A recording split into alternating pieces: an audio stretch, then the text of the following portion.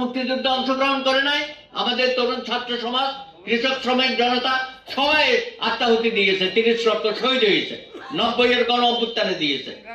আপনাদের যেটা আত্মাহুতি দিয়েছেন এটা আমরা গর্বিত।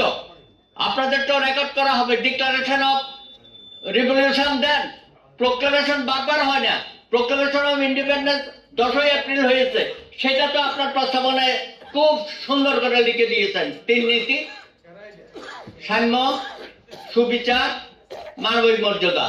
আপনি 10ই এপ্রিলকে খুব ভালো ধারণ করেন, আর 71-এর মহান মুক্তিযুদ্ধ, 72-এর সংবিধান মানবিকা, এটা তো দ্বিচারিতা।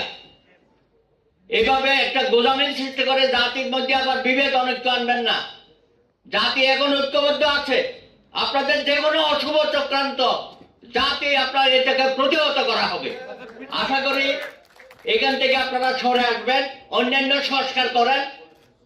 27টি দল কেন, আপনি 100টি রাজনৈতিক দলকে আলোচনা করেন, কোনো চূড়া হওয়া হবে না।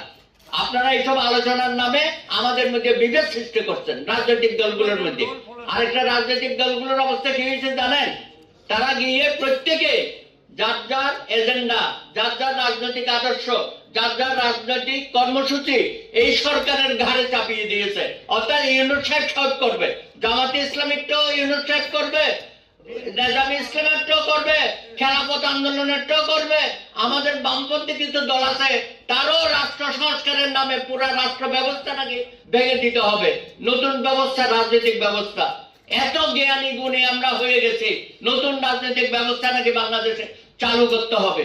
সুতরাং এখন ইউনুস সাহেব বুঝেন, 27টা দলকে ওই দিন ডেকেছিলেন, এখানে দেখে একটা যাত্রার কথা বলা শুরু করেছে, দেশের কথা কেউ বলতেছে না। আগামীতে আরো 100টা রাজনৈতিক দল হবে, কালকে নাকি একটা রাজনৈতিক দল হবে, আর গতকালকে যেটা হয়েছে আপনারা দেখেছেন। শুরুতে কি অবস্থা, এগুলো তো আমরা চাই না।